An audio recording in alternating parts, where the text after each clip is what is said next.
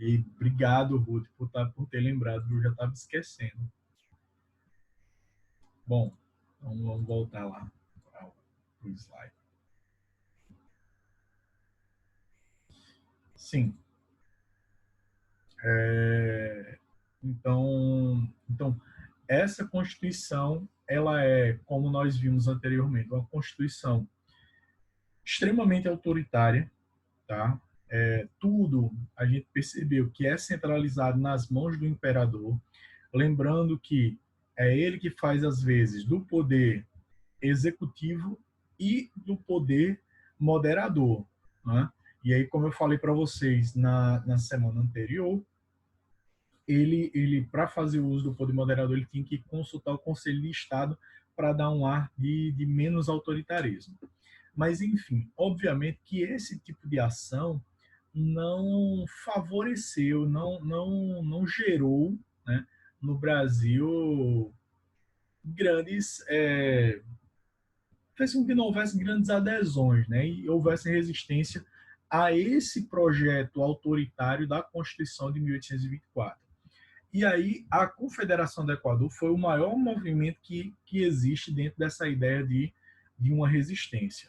Então, ó, com essa aprovação, lembra que eu falei para vocês que dava direito ao imperador de nomear os presidentes de província, que são o equivalente hoje que nós temos a governadores de estado. Então, diante dessa situação, foi nomeado um novo presidente, um novo governador para a província de Pernambuco, que não agradou às elites locais.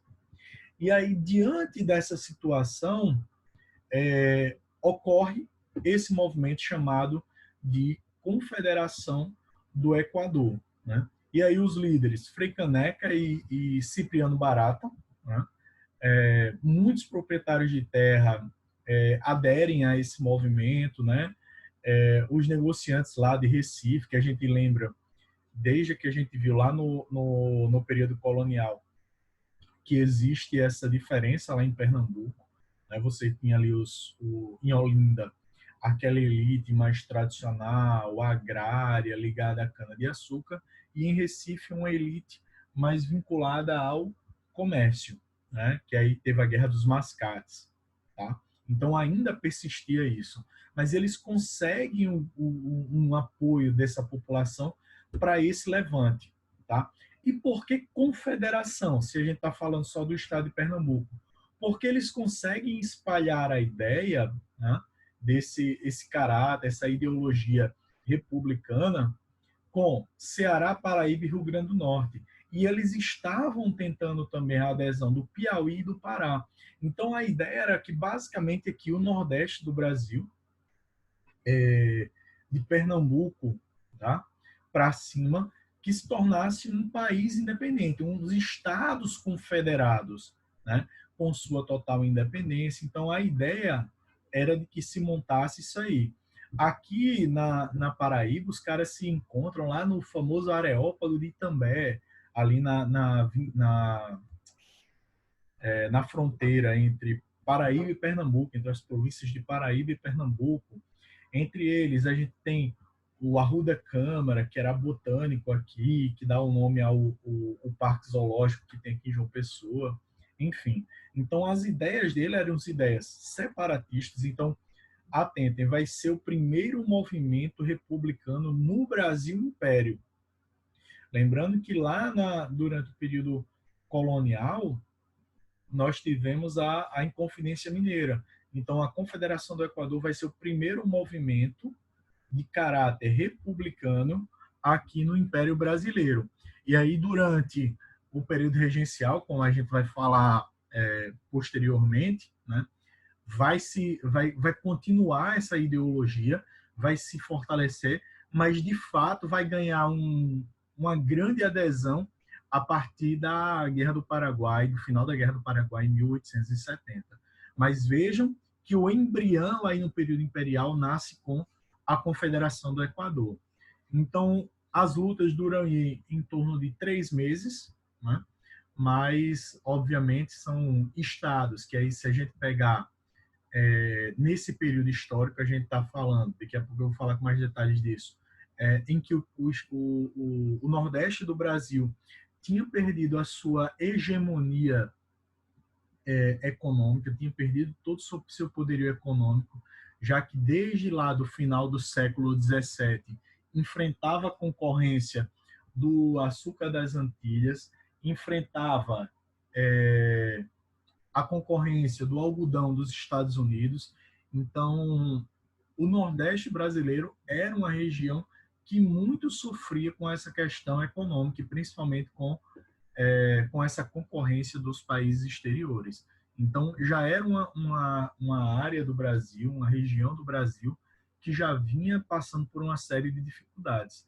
E aí se aproveita essa situação para tentar promover esse movimento separatista, certo? Bom, a qualquer momento podem fazer alguma intervenção, certo? Bom, e aí, dentro da política externa, é muito importante, tá? Eu comentei rapidamente que, assim, o Brasil, ele se tornou independente, né? Ali em 1822, como eu falei para vocês, houveram guerras, houveram resistências ali na Bahia. A luta durou até 1823, até maio de 1823, certo? Então, assim, foi um período prolongado e, assim, depois que acabam esses conflitos, o Brasil, por ser um novo país, ele tem que buscar o reconhecimento internacional como um país estabelecido. E é assim até hoje, né? Então, quando há um processo de separação, tem que haver esse reconhecimento internacional, como teve, acho que foi no início dos anos 2000, não lembro bem, foi no final dos anos 90, que uma região que fazia parte da Rússia, que era a Geórgia, eles se separaram, e aí depois que eles se separam da Rússia e tal, eles vão buscar o reconhecimento internacional. Então hoje a Geórgia é reconhecida como um país autônomo, né? como um país, enfim. Então é isso que eles iam buscar. Então o primeiro país que vai reconhecer, um dos primeiros países que vai reconhecer essa independência brasileira foi os Estados Unidos. E qual o interesse dos Estados Unidos nisso? Vamos lembrar. Eu não sei se vocês já começaram a ver com Oswaldo, o Verão com ele, aquele contexto ali dos Estados Unidos no início do século XIX. Então, dentre esse contexto, existe do presidente lá, James Monroe, né, nos anos 1820, mais ou menos, a chamada doutrina Monroe, que foi estabelecida a partir de 1823. E o que determinava essa doutrina Monroe? América para os americanos, certo? E aí vamos lembrar que entre mais ou menos 1810 e 1830 estão ocorrendo os processos de independência na América Espanhola, aqui no Brasil, né? Na América de maneira geral. O único país que já era independente era os Estados Unidos. Os outros estão passando por esse processo. Mas aí vamos lembrar das peculiaridades. Os Estados Unidos, né, por conta daquela negligência que a Inglaterra tinha estabelecido nos seus domínios, principalmente nas colônias do norte, fez com que eles se desenvolvessem muito industrialmente. Não diria indústria de fato, mas as fábricas puderam se desenvolver ali comparativamente ao Brasil muito à frente, até em alguns pontos, comparativamente à Europa, né? Então, assim, eles promovem esse processo de industrialização. Então, quando se quebra a colonização das 13 colônias que viram os Estados Unidos, tá? Em 1776, como eu disse para vocês, então eles precisam de comércio. Por quê? Porque eles produzem muito. Então, quando eles produzem, eles precisam de mercado consumidor. Só que boa parte da América vai ser o quê?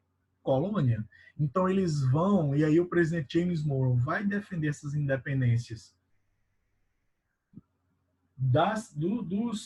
dos países americanos aqui Com que objetivo? De ampliar suas relações comerciais. Porque diante dessa situação, o que é que aconteceria?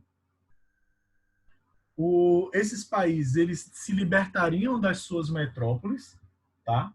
E aí, se libertando das suas metrópoles, eles estão livres do pacto colonial, certo? E aí, eles poderiam negociar livremente com os Estados Unidos. Então, vejam, não é uma preocupação política, humanitária dos Estados Unidos, mas é uma preocupação meramente econômica diante daquela situação. Por isso que eles vão defender essas independências aqui na América, tá? E aí se transformava para eles, obviamente, num mercado em potencial. Outro país que vai pleitear essa independência aí do Brasil, reconhecimento, é a Inglaterra. Primeiro porque foi o país que intermediou o reconhecimento do Brasil perante a sua ex-metrópole, Portugal. Então, quem vai mediar ali as tretas entre Dom Pedro I e Dom João VI, seu pai, é a Inglaterra. Lembrando que não foi um processo pacífico, como eu já disse para vocês, esse processo de independência. Eles deixaram de se falar, né? Tanto que a gente vai falar daqui a pouco da morte de Dom João, enfim. Então, até a morte dele, eles deixaram de se falar por conta do processo de independência do Brasil. Então, a Inglaterra reconhece o Brasil como um país soberano desde que Dom Pedro ele renovasse os tratados de 1810. Por que essa renovação? Vamos lá. O que foram esses tratados de 1810? Era o famoso abertura dos portos às nações amigas, né? Que reduzia as tarifas alfandegárias aos produtos ingleses no Brasil. O Brasil se comprometia a acabar com o tráfico negreiro em 1831. Então, tudo isso estava estabelecido em 1810. Só que vamos lembrar, 1810, o Brasil ainda estava vinculado a Portugal. Portanto, aqueles acordos, teoricamente, não tinham mais validade, já que haviam sido feitos com a coroa portuguesa, e o Brasil agora é um país independente. Então, a Inglaterra diz, tá, tudo bem, eu reconheço, desde que você renove aqueles tratados que haviam sido feitos lá em 1810, certo? Então, são aí os primeiros países a reconhecer essa independência brasileira no seu início. Bom, outro conflito ali que foi extremamente oneroso para Dom Pedro I. Então, ó, desde 1821, a região da Cisplatina, que hoje é o Uruguai, havia sido anexada por Dom João VI, ali pouco tempo antes dele voltar para Portugal. E por que ele faz isso? Vamos lembrar que Portugal e Espanha estavam com tretas ali entre eles, desde aquele processo de ampliação dos territórios por parte de Napoleão, certo? Então, diante disso, Dom João, né, como a represália, ele invade o território lá e ele anexa Cisplatina ao território brasileiro. Só que qual é o problema gerado? É uma região autônoma, de cultura totalmente diferente, de colonização espanhola, então não tinha nenhuma vinculação com o Brasil. Isso demandava uma grande quantidade de tropas lá para evitar um processo de emancipação, né? Só que, em 1825, com o auxílio, com a ajuda das Províncias Unidas do Rio da Prata, que depois vão se transformar na Argentina, eles se proclamam independentes do Brasil e começam uma guerra que vai durar 3 anos. Começa em 1825 e conclui ali em 1828, certo?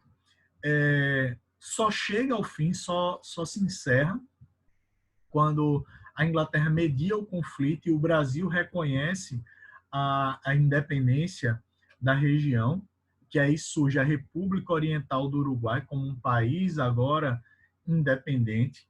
Mas essa guerra, ela custou muito financeiramente e politicamente para Dom Pedro, tá? Porque vamos lembrar, o Brasil nesse período, ele está num período que a gente chama entre ciclos econômicos, que eu comentei com vocês na aula passada. Tinha se encerrado o ciclo do ouro e o ciclo do café está começando a engatinhar nos anos 1820, mas só vão ganhar força de fato no final dos anos 1840 e a partir mesmo forte a partir de 1850. Então, é um período entre ciclos. Então, economicamente, o Brasil está ruim. Né? Vivia com uma economia deficitária, balança comercial negativa, tá? Deficitária também. Então, uma guerra vai intensificar esses problemas. E aí a gente sabe que sempre que existe um problema econômico, consequentemente, se culpa quem? O dirigente do país, por inabilidade, por incompetência, seja o que for. Mas a gente sabe que sempre que há um problema, né, econômico, a gente vê esses problemas que são gerados e essa culpa que se coloca no governante. Então, ó, é um período que a gente tem esse predomínio da lavoura, né, cana-de-açúcar e algodão, certo? Então, eles vão. Então, vai ser as duas lavouras que vão dominar o país, tá? Nesse período. Apesar de que, como eu falei, a cana-de-açúcar já sofria a concorrência do açúcar antilhano desde o final do século 17, ali por volta de 1690, tá? E o algodão sofria uma grande também concorrência do algodão americano. A gente sabe que os Estados Unidos ali no século XIX, eles vão ter essa força muito grande nas plantações de algodão. Basta ver aquele filme Django Livre, 12 anos de escravidão, que a gente percebe essa vinculação dos Estados Unidos com as lavouras de algodão. Tanto é que quando ocorre a Guerra de Secessão dos Estados Unidos, a gente tem um boom aqui no Nordeste brasileiro, que era a região produtora de algodão também, certo? E diante dessa necessidade, dessa fome de algodão pela Inglaterra, lembrando que aí vocês veem tanto na geografia como na história que a primeira revolução industrial ela vai estar focada principalmente na área têxtil, certo? E aí eles necessitam muito do algodão, certo? Como eu falei para vocês, essa balança comercial deficitária, já que o Brasil não exportava muito, né? Importava demais, e aí a gente tem uma lógica ainda mercantilista na economia brasileira, que depende quase que exclusivamente dessa balança comercial favorável.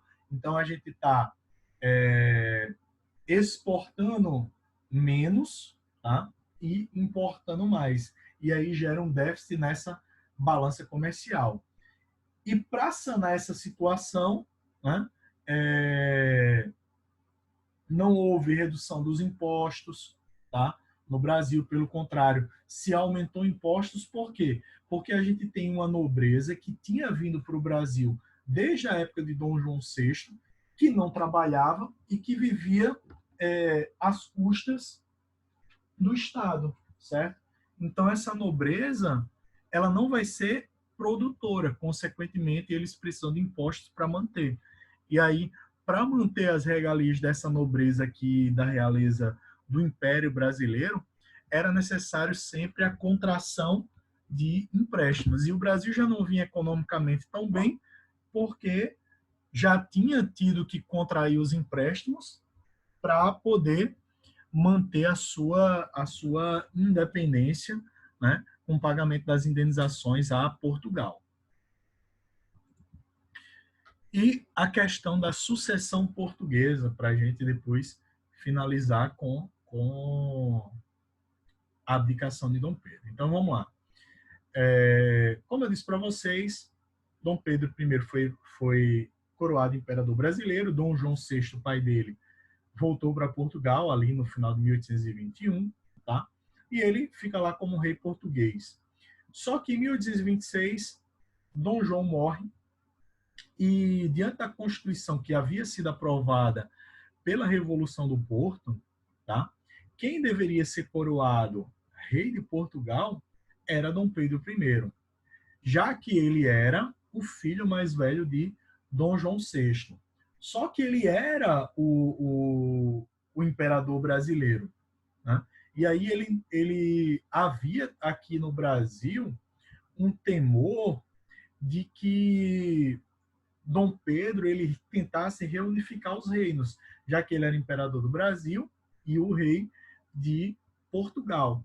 E aí, para acalmar um pouco essa elite brasileira que tinha lutado pela independência do Brasil, ele abdica o trono português em nome da sua filha, a Dona Maria da Glória, que é enviada com 12 anos de idade, certo? Para Portugal. Só que, do mesmo jeito que acontece aqui com Pedim, né? A sua irmã, Dona Maria da Glória, ela não pode assumir o trono português por ter 12 anos. Ela só pode assumir aos 18. Diante dessa situação, o irmão mais novo de Dom Pedro I, tá? Ou seja, tio de Dona Maria da Glória, o Dom Miguel, ele fica como regente até que, de fato, Dona Maria da Glória alcançasse a maioridade. Só que ele dá um golpe, uma espécie de golpe, tá? E para ficar como rei português, o que ele faz? Ele casa com a sua sobrinha, Dona Maria da Glória, tá?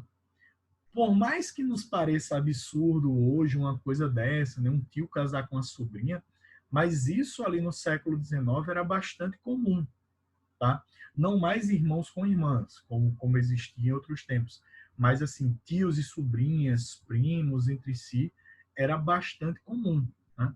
E até nas cidades menores a gente tem ainda muito esses casamentos familiares, né? De primo com prima, são bastante comuns. Eu, pelo menos, meus avós maternos, eles são primos de primeiro grau, né? Então isso era bastante comum, certo?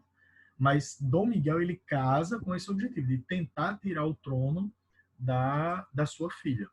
Então, assim, esses problemas do primeiro reinado, a crise econômica financeira, a centralização, a sucessão portuguesa, a perda da Cisplatina acabaram enfraquecendo politicamente o imperador. Tanto que ali já em 1830, tá? Pouco tempo antes dele abdicar o trono brasileiro, ele começa a enfrentar esses questionamentos, tá? Dessa elite brasileira. E aí ele vai até, lembrando que a sede do governo brasileiro na época era o Rio de Janeiro. Ele vai até Minas Gerais, onde ele é super mal recebido, né? E aí volta para o Rio. Quando ele está voltando, ele era muito apoiado pelos portugueses. E uma parte dos portugueses defendia que ele vinculasse os dois reinados, enfim. E a elite brasileira tinha muito medo disso. Diante dessa situação, para receber Dom Pedro, os portugueses eles receberam Dom Pedro para simbolizar essa recepção. Eles colocavam velas, lanternas nas suas janelas. E aí os brasileiros sabiam que aquele que estava com algum tipo de iluminação na janela eram portugueses. E aí o que eles fazem? Eles começam a atacar a casa dos portugueses com pedras. E os portugueses começam a responder com garrafas. E aí esse embate entre portugueses e brasileiros ficou conhecido também como a Noite das Garrafadas, né? Foi essa treta aí entre portugueses e brasileiros. Então, essas animosidades, elas já vinham desde da independência e foram se intensificando. E aí, para tentar resolver esse problema, Dom Pedro, ele cria, tá, o Ministério da Simpatia, que era composto unicamente por brasileiros. Então, o objetivo desse Ministério da Simpatia era acabar com as tretas que estavam ocorrendo aqui no Brasil entre brasileiros e portugueses, tá? Mas mesmo diante dessa situação, Dom Pedro ficou numa situação insustentável e ele acabou renunciando ao trono brasileiro, certo? E aí, olha o que é interessante. Ele havia renunciado ao trono português em nome da sua filha e agora ele renunciou ao trono brasileiro em nome do seu filho, tá? Ou seja, nesse período, Dom Pedro I, ele não é nada, né? Até ele assumir e ser coroado é, em Portugal, ele não é nada, tá? E aí ele vai para lá com o apoio do parlamento, da burguesia portuguesa e assume lá com o título de Dom Pedro VI. Tem inclusive uma praça em Portugal que tem uma estátua dele lá, Dom Pedro VI. E aí quando forem a Portugal, quando forem a Lisboa, tem uma estátua lá de Dom Pedro VI, pode ter uma foto que é o nosso pedão, tá? O nosso Dom Pedro I é o Dom Pedro VI deles. E aí ele deixou o filho dele aqui, Dom Pedro de Alcântara, tá? Futuro Dom Pedro II, ou seja, Pedim, com 5 anos de idade aqui no Brasil, certo? Só que, obviamente, ele não podia assumir o trono. E aí, o que determinava a Constituição brasileira? Previa que, no caso de impedimento por menoridade do imperador, deveria estabelecer-se uma regência. Quem assumiria essa regência? Um membro da família dele maior de 25 anos. Só que aqui no Brasil não tinha ficado ninguém com essa especificação. Portanto, o que é que se dá no artigo seguinte? Que deveria ser escolhida dentro da Assembleia Geral uma regência trina permanente até que se cessasse a menoridade do imperador, certo? Então é isso que foi estabelecido no Brasil. Então, entre 1831 e 1840, que é o assunto da nossa próxima aula, o Brasil viveu o chamado período regencial.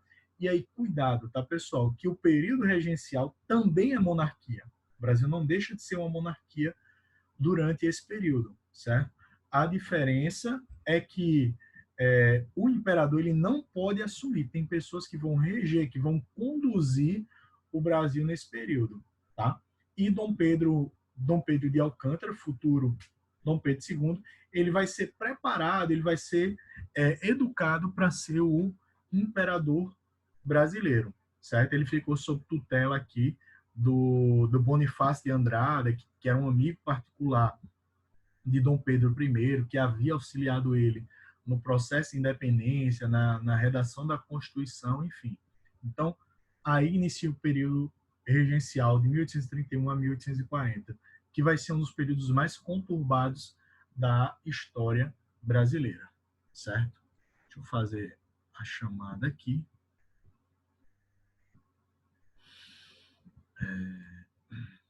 Açucena. Quem já sabe, né? Quem tiver sem áudio, dá aquele coisinho no chat.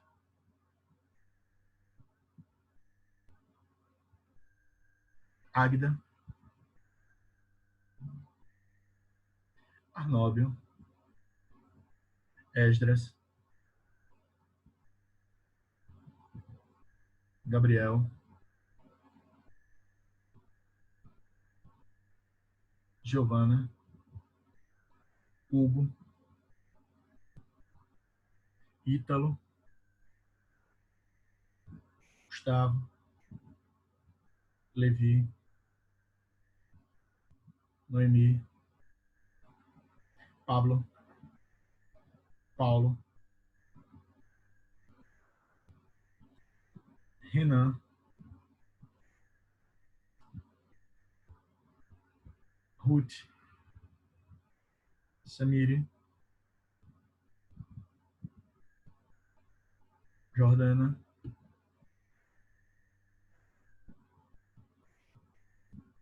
Victor. Agora tá faltando só Stephanie, Samiri e Paulo responderem. Cadê vocês três? Estão vivos? Falem agora o cálice para sempre. Já está acabando. Bom, pessoal, então deem uma respondida nas atividades desse capítulo. Paulo respondeu ali. E aí, qualquer dúvida, qualquer questão, vocês podem trazer na próxima aula. Vi agora, Samir,